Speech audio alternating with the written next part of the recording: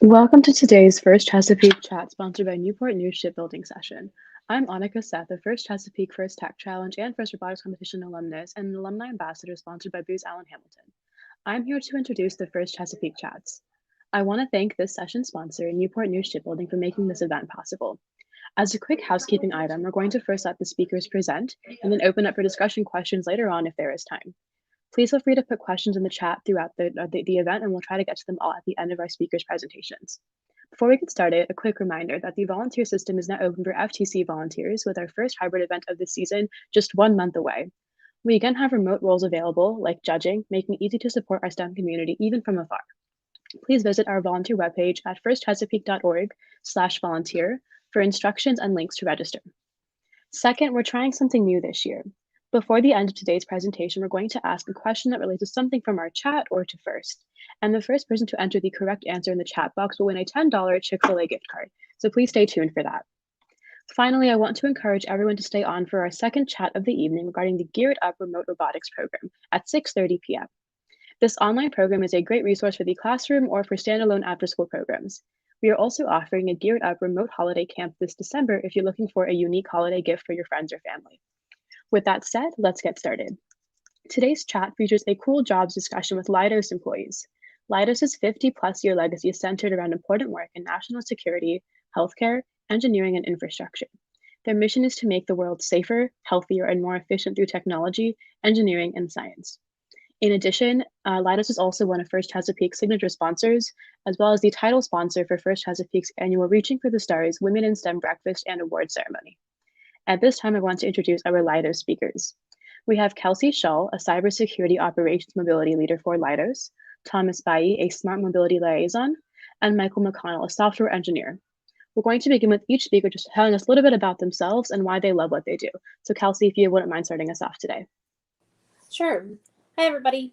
Again, my name is Kelsey Shull. I am a lead for a mobile cybersecurity team where we are kind of like detectives in what we do, where we look and try to detect any cybersecurity threats against mobile devices. It's a fun field that I kind of fell into and have enjoyed the challenge of it. It's kind of a more unique, interesting way of doing things since mobile devices are becoming more and more popular after the pandemic. And that's kind of added to some additional new things to search and research and look forward to with researching OSINT and things like that to be able to help defend and protect our mobile devices. Thank you so much. And Thomas, if you want to go next for us. Sure. Hi again. Yeah, I'm Thomas Bailly. I'm a smart mobility liaison with Leidos. Mike and I both work at a transportation R&D lab that's not unlike a first team a lot of the time. We have a lot of chaos and a lot of, taking on a lot of different hats. And I think that, it's an awesome place to work because we have the opportunity to get our hands on self-driving cars every day. And we have customers in the federal government that are supportive of us coming up with cool, unique ideas and, pushing the envelope on what the letter of our contracts and our scopes and everything are, so we can come up with the best way to develop new technology. So it's a lot of fun. Awesome. And Michael, if you want to close us off today. Sure. So as Thomas mentioned, we work together at this transportation research lab. It's in Northern Virginia. And I specifically work as like a software engineer, working on vehicle automation and communications technologies. So the real focus of our lab is really about getting automated vehicles, driverless cars, things like that, to talk with each other as well as with infrastructure to try and coordinate what they're doing. And the idea is to, take a technology that's focused on like sort of the individual, something like an automated vehicle, and move that into more of a communal space to try and increase the benefits from it. And it's a really cool place to work, and it's basically a robotics engineering job. So First was a pretty cool introduction to that. That's wonderful. So for audience members, we're going to open it up to y'all's questions now. Whenever you want to type something into the chat, I'm happy to read it out for everyone to hear your questions and comments about our lovely speakers this evening. And as we get into that, I'll just start it off today. If y'all want to talk a little bit about how your involvement with FIRST prepared you or gave you an edge for your job, I think that'll be really, really helpful for all of our audience members here today. And anyone can start.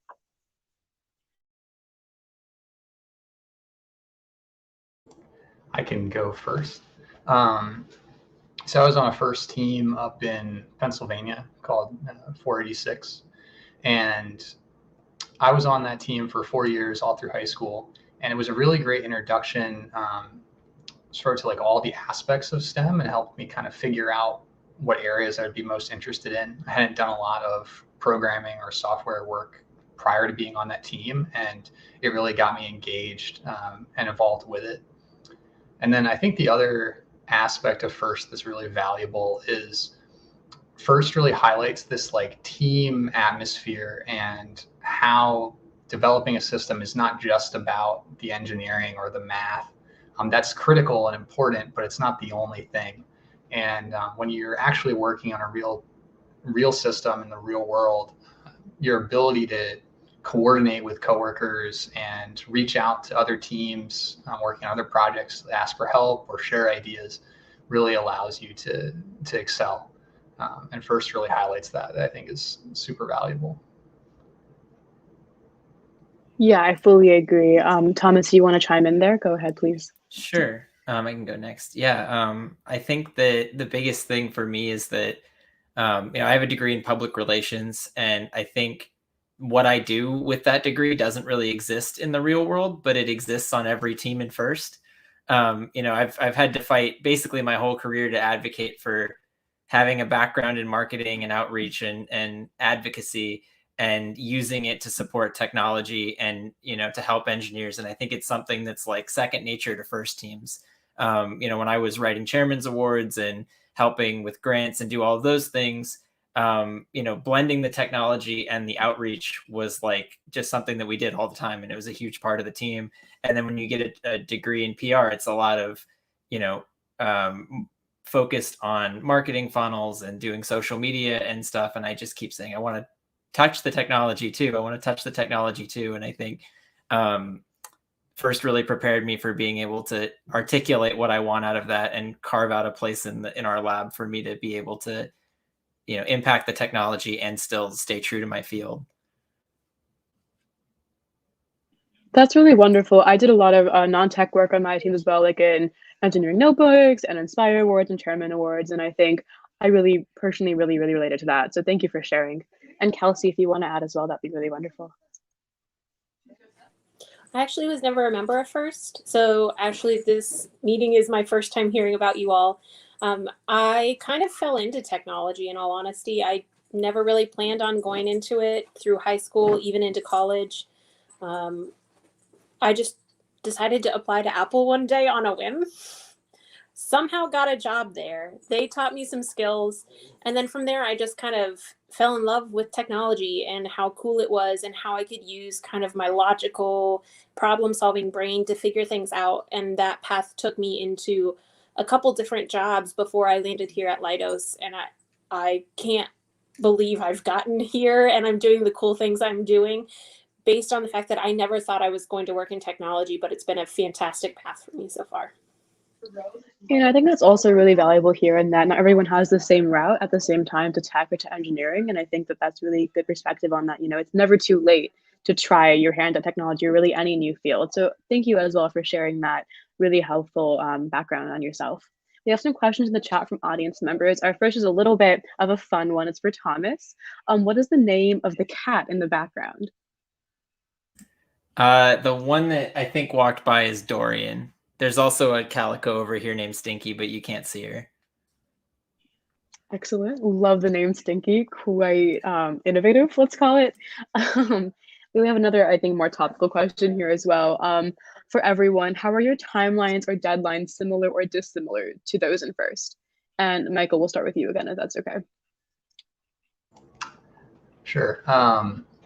So I guess to start off with, FIRST timelines are actually some of the most extreme like ridiculous timelines you might ever encounter in terms of actually building something that does all these different automated tasks on its own. So it really prepares you for sort of like an extreme of what can be accomplished in a sort of rapid prototyping environment.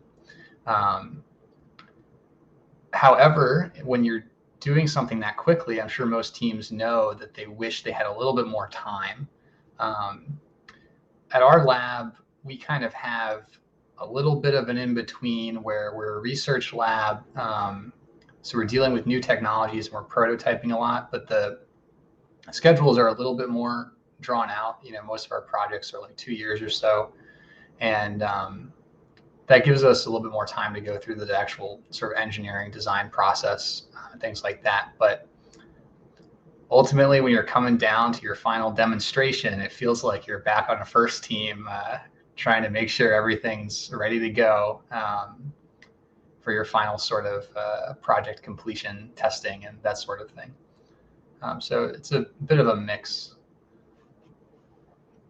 Yeah, I think that makes a lot of sense. I'm a first year in college. I'm a very recent alumnus here, so I think that's really cool for me to hear as well about kind of like the more long-term picture there. Thomas, if you want to follow that up. Sure. I think Mike doing the software side is probably a little more siloed from this than, but the way that the federal government operates sometimes is a very different world than what you can expect in first. I think that it's kind of a culture shock getting used to places that have public affairs like universities and the government, where you really have to deal with like intense timelines and scrutiny for anything public facing. And I think it affects, you know, the entire R&D process.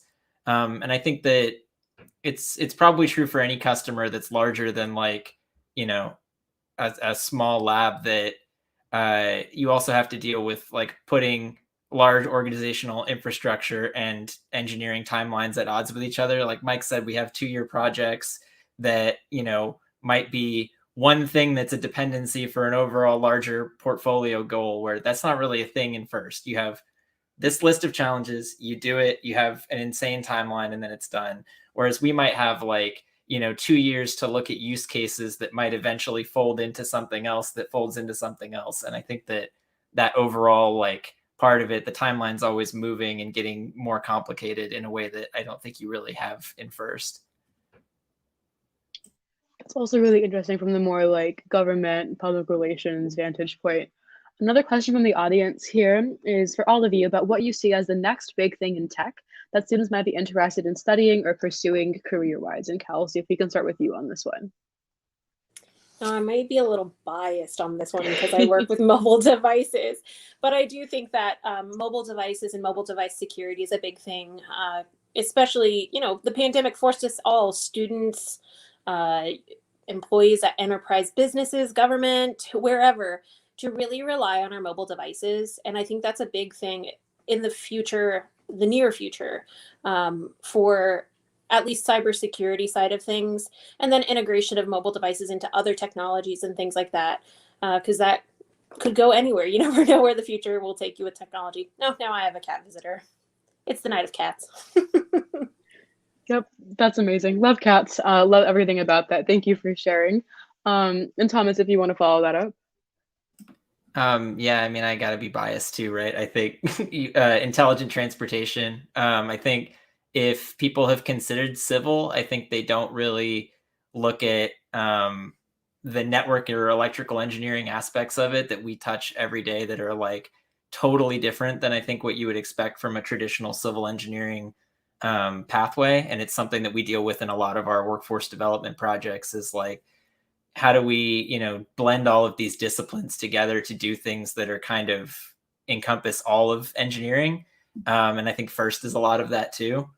So I think, you know, there's a lot of opportunities in intelligent transportation, and they just get more and more and more as there's more government funding for deployments. So I would definitely consider it if you've ever considered civil at all.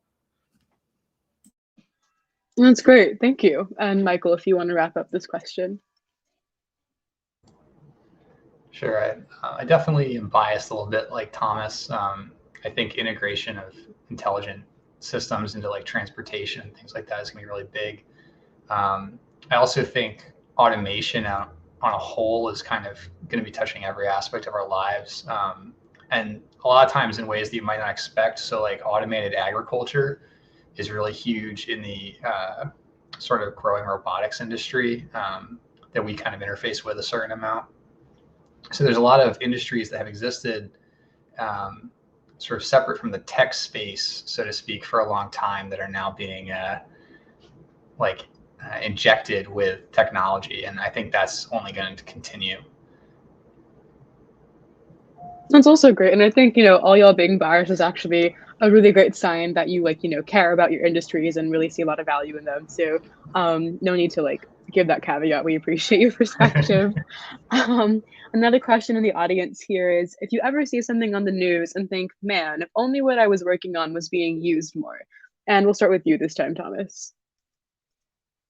Sure. I'm trying to think of how allowed to answer that question I am. I think that a lot of self-driving car publicity is around closed systems where vehicles operate in a traditional vehicle system and just use sensors to navigate. And I think that that's pretty well documented to be less efficient. So I think, every time I see that, I think, man, if they were using transportation engineering data and trying to and work towards connectivity instead of just getting a self-driving car to market, that would be cool. Awesome. Thank you. Kelsey, what about you? Mine is more of like a general knowledge that I wish more people had, and like a concept of how they view their mobile devices and thinking of them as little computers and things like that, and how we secure a computer and comparing that to how we secure a phone as an end user. I don't think I can go into specifics on the tools I use or anything like that, but for me, it's more of that knowledge. There are so many times I'm like, I wish the general public understood this, or they knew this, because there's a large gap in technology understanding between generations and between people of different backgrounds. So, how do you close that gap, and how do you help people learn what technology is and how to help themselves be secure in a cyber means? So how do you have good cyber hygiene per se when using your mobile device? That's great. Thank you. And Michael? I would definitely say all the time, I think that I wish the technology we worked on was used more in the real world. Traffic around DC is pretty horrendous, or at least it was prior to COVID. And a lot of the focus of the work we do at our lab is on trying to improve congestion with technology. So just all the time, I'm thinking that it's hard to drive to work without thinking about it. Absolutely. I lived in Rockville and my high school was in Silver Spring. So I know the traffic struggle well, very well. Another audience question here that I think is very relevant to our high school audience members in particular is, what from your before college experience could have been better in order to get you better prepared for the paths that you chose? And I think, Kelsey, we'll start with you on this one. Oh, that's a great question. Because when I was in high school, I felt lucky that we had a computer lab that I could use for art class. So, I feel like, oh, sorry, a cat is about to jump in front of the screen.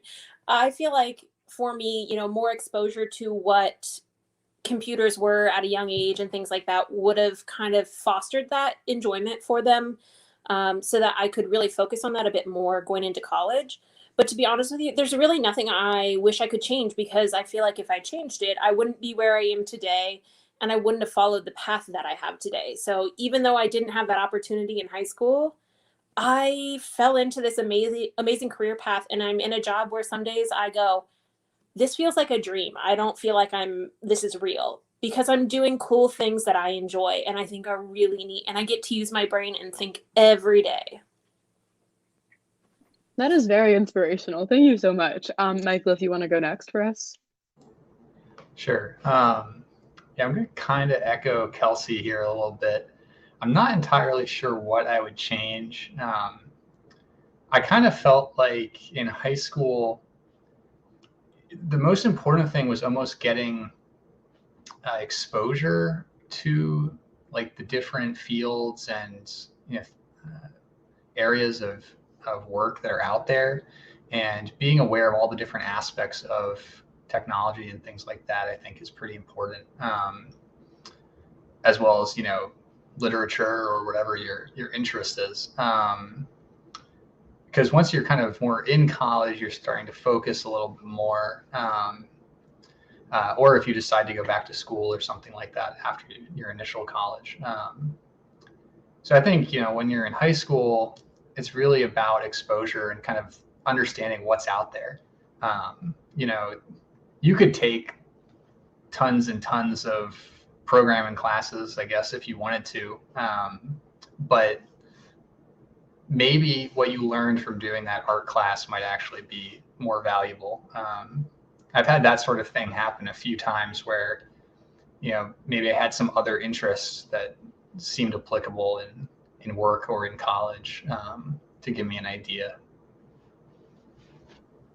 That's also really good advice, I think. And just a good general idea of, like following all the things you're passionate about and not like really shoehorning yourself in too early on. So thank you for that. And Thomas, if you want to wrap us up on this question. Yeah, I think that both of them covered a lot of what I would have said. I would just say that for me personally, it took me a really long time to get my bachelor's degree. And I guess just, I would have been more kind to myself about the fact that 18 is really, really young to be trying to make a lot of big life decisions. And, just having the respect that you don't know everything and like going into programs with kind of a broad scope, like Mike was talking about, to take in all the information and not think that you already know what your path is from the outset, sets you up, I think, a lot more to find where you need to be. And I wish I had done that a lot younger. Thomas, I'm in the same boat as you. I didn't finish my degree until I was 28 because I took a huge break because I had no clue what I wanted to do. I took so many classes and so many different things and wasted 2 years of college not knowing what I wanted to do, and then I just fell into my passion. And that's okay too, because you'll find out what you really like by experiencing life too.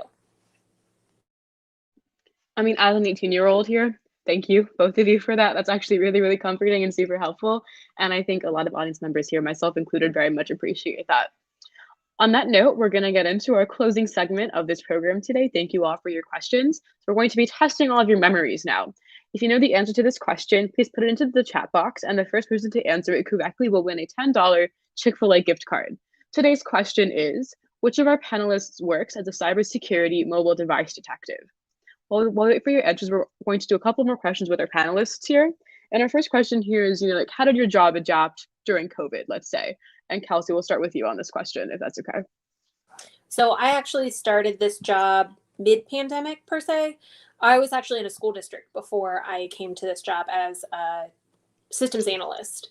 So in that job, it changed a bunch. I went from managing devices that were in kids' homes to all of a sudden the devices that lived in our schools had to go home to every kid, and then tracking all of those devices, making sure they're updated. So it was a crazy panic of a summer to get ready for school the next year, but we pulled it off. And so this job that I've been in now, I've only been in it mid-pandemic on, so I haven't seen the change from before to now.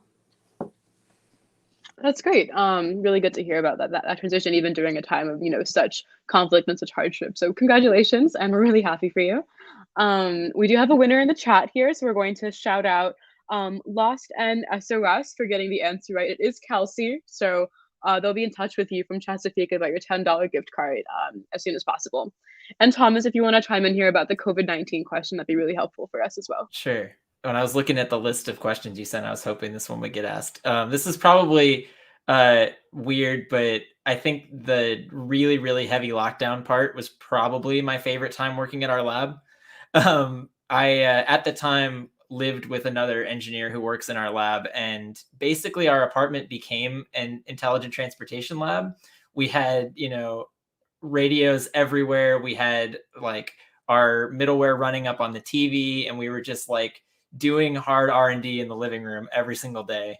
And it was one of the most fun times I've ever had, because it felt like first we would, wake up, have breakfast, and just start doing stuff. and it was a lot of fun. So I think that like I was saying earlier, we got to have probably the biggest display of the trust that we have with our customer at that time, because the government could have very easily told us that you can't go into the lab, you can't work. And they were very receptive to us coming up with cool ideas to keep things going. So it was an interesting time in terms of engineering challenges for sure. I'm glad y'all were able to adapt and find new ways of engineering. And I think that a lot of first teams had very similar experiences trying to, find new ways to put robots together and get everything done for the season. So it's really great to kind of hear about the parallels there as well. And Michael, if you want to wrap us up on this question, that'd be really great. Sure. So being at Thomas's lab, obviously we had sort of similar experiences. I did not have a roommate with the same job to collaborate with, but software development can move remote relatively easily. The big challenge for us was testing, because we normally test in actual vehicles, and we weren't able to do that for a while. But eventually, once the restrictions kind of sort of lifted a little bit, we were able to say, okay, well, this person, they need to go in and do a test. And so you kind of target access to the facility based on need. And I'm also going to highlight one other thing here that Thomas actually did, which we used to have demos all the time at our lab. So we'd have a higher person in the DOT come and visit, or we'd have a school group or something come through, that sort of thing.